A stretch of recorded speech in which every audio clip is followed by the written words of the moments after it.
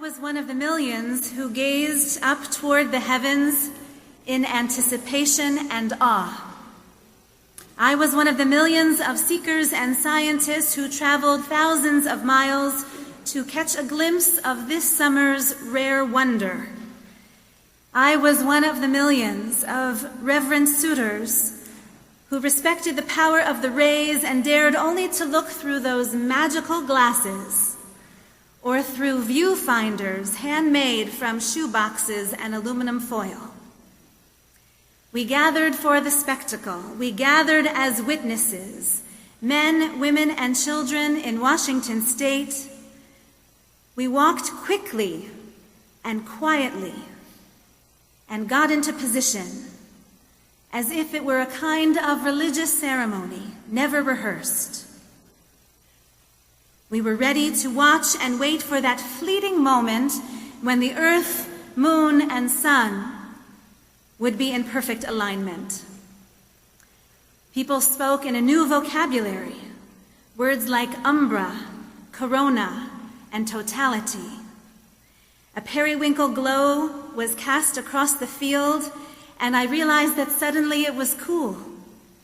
The moon shadow blocked the heat of our star. In the crowd of strangers, if the crowd of strangers had burst into songs of hallelujah in perfect harmony, I would not have been surprised. But everyone was quiet. Even the birds were hushed into a deliberate silence.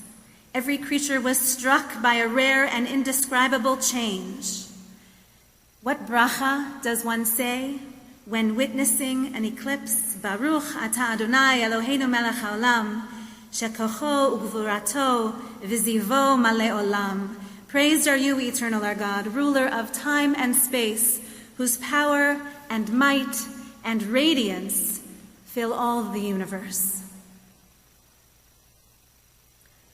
Hayom Harat Olam. Today is Rosh HaShanah. One of its names is the anniversary of the conception of the universe, Hayom Harat Olam.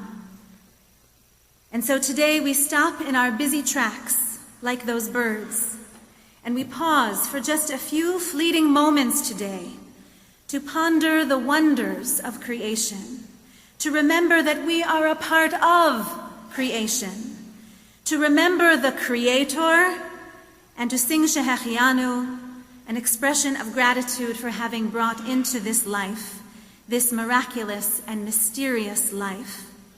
We didn't ask for it. We didn't do anything to deserve it. But for some, God only knows reason. We have been brought into this life for a moment or two. On this exquisite blue marble of a planet, Hayom Harat Olam.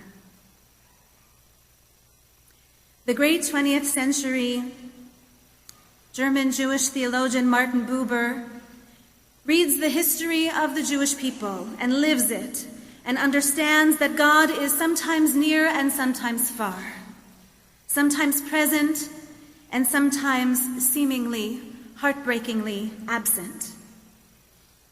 Buber reads last week's Torah portion and finds that God indeed asserts in God's own words, Va'anochi haser asir panai, I will surely hide my face. Buber calls this shocking description of God's self, I will surely hide my face from you, the eclipse of God. Buber saw that all relationships have moments of intimacy and moments of separation. An I-thou relationship becomes an I-it relationship and often back again. And only the partners in that relationship can testify to the presence or the absence of the other. Buber's term, the eclipse of God, is not meant to be fearful, but descriptive and even hopeful. For it hints that while God is sometimes hidden from us, and yes, we can feel cut off, we must never lose heart because what is hidden can, of course, be found again. An eclipse, after all, is only temporary, as is each night. Hayom Harat Olam.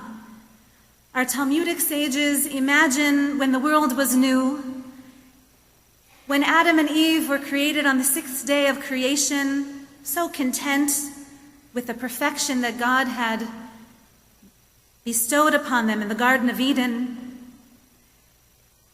But when the first daylight began to turn into twilight, they witnessed the setting of the sun, and Adam was terrified. He cried out, "Alas, what have I done? It must be growing dark because I have sinned, and the world will be lost forever into darkness on my account. The universe will be turned into tohu vavohu, utter chaos. Heaven has sentenced me to death and all of us." And so what did Adam do, the rabbis imagine? Adam stayed awake all night, fasting and weeping and praying and pleading as if it were Yom Kippur. And Eve wept beside him. And then the most unexpected thing happened. Dawn began to break. With that first glimmer of returning light, Adam declared in awe and relief and reverence for his Maker, "Oh, so this is the way of the world." Imagine that first discovery. Oh, so this is the way of the world. This is the way of God's world. Every one of us is afraid of the dark at one point or another. And some centuries, some decades, our world seems to grow darker because we have collectively sinned, sins of commission and sins of omission. We do bring trouble and sorrow upon ourselves. And sometimes the world grows darker because that's just the way of the world. And it's important to distinguish between the two. On these days of awe, when we thump against our hearts and count our collective sins, we must own up to the wrongs that we have done and see clearly the consequences of our actions and inactions. But let it be known, let it be clear, that not every suffering stems from sin. This year, in the list of questions, there is a mix of the sufferings due to sin, human sin, and the sufferings that are just the way of the world. We ask, who by hurricane waters and who by earthquake? We ask, who by terror and who by senseless war? We ask, who shall have good health care to see ripe age and who shall not? Who shall fall below the poverty line, and who shall benefit while breaking the backs of the poor? Who shall be consumed by hatred and bigotry? Who shall be secure in a new country, in a new home that opens its gates? This year brings a long list of hard questions for us personally, for us as Jews, for us as lovers of Israel, for us as Canadians and as citizens of the world. So today I ask, how might our faith be a source of strength for us as we pursue a path through this complicated and mysterious world? How might we tap into the faith that has strengthened our ancestors? For they knew much harder days than these. It's true, as the ancient sages say, sometimes God is seen and sometimes not. Sometimes God listens to us and sometimes not. Sometimes God can be sought and sometimes not. Sometimes God can be found and sometimes not. Sometimes God is near and sometimes far.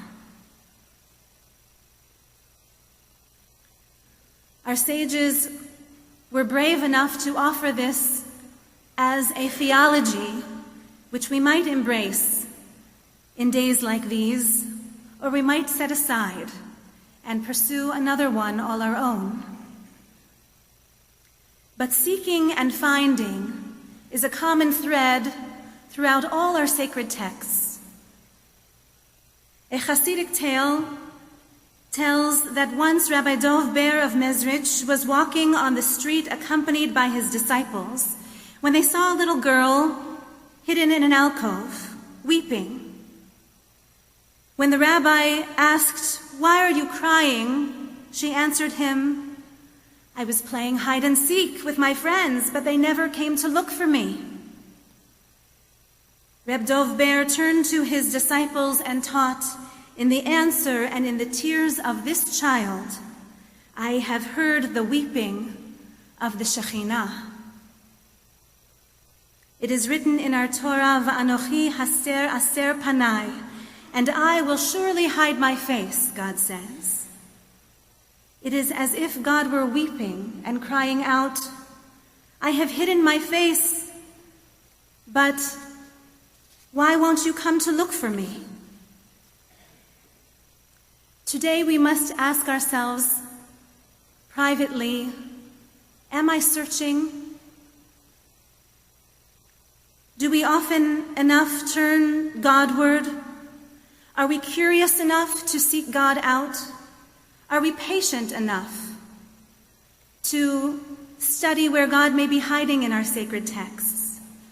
To discover where God might be ready and waiting for us if only we would open our hearts in sincere prayer?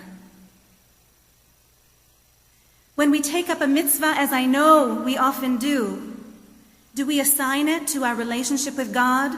I am doing this good in service to my God. I am taking up this act of righteousness so that I can seek out my God and develop that relationship. Or are we too busy? Are we too busy or too distracted to tend to this most essential relationship, most sustaining relationship, if we will it? Or perhaps we feel ill-equipped, embarrassed somehow. We don't really know where to start. We don't have the tools. We don't have the role models. That's possible. And so I imagine that's one of the reasons why you have come today, not only to join yourself to the Jewish people, to be counted among this people, not only to reflect upon your life, to refresh and recalibrate, to restore and reset. These are, of course, what the High Holy Days are for. But I hope you have also come by a wish or a hunch that this might be the time to tend to your spiritual well-being, to seek reunion with the divine. We might ask ourselves, who is hiding today and who is seeking? Perhaps we are the ones hiding, and God is the one seeking. Could it be? God calls out, "Why do you hide yourselves from me? Ayeka, where are you?" God asked Adam and Eve in the Garden of Eden, and God asks us this day, Ayeka, where are you? I am seeking you out, God says. If only you will come forward out from the trees, from your hiding places. Do not be afraid and do not be embarrassed. Rabbi Abraham Joshua Heschel says that there is nothing more embarrassing than standing in the presence of God, vulnerable as we are these days, confused, and maybe weak.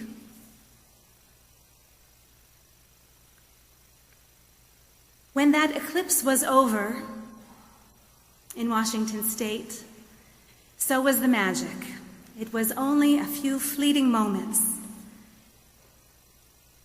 And I wished everyone had lingered there a little longer, the way I wish we could linger a little longer here today, in one another's company.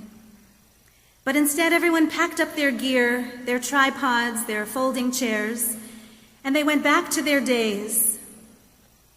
But I don't think any one of us went back as we had been. I noticed people walked away a little more slowly, a little more friendly towards one another, even strangers. And we took time to notice how the leaves of the trees cast these amazing shadows on the sidewalks in the shapes of crescents. Maybe you saw those too. Dancing, little lights in the shape of crescents dancing on the sidewalks. The last remnant of the eclipses cast upon us. There God was hiding, and there we were seeking. Let these high holy days be recast as a joyful game, a fulfilling game of hide and seek.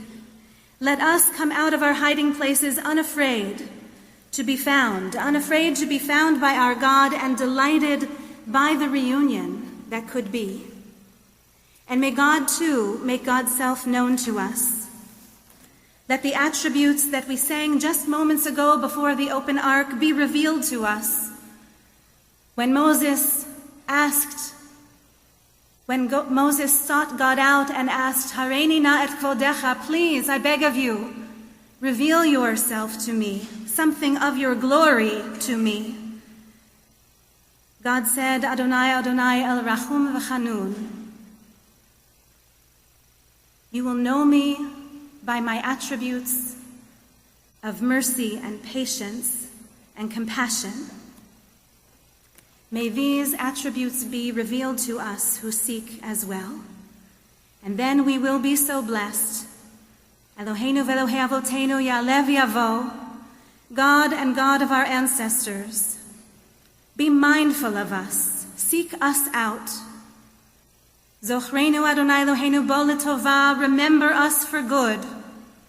Ufokdeinu vo livracha, and notice us with your nearness, with your blessing.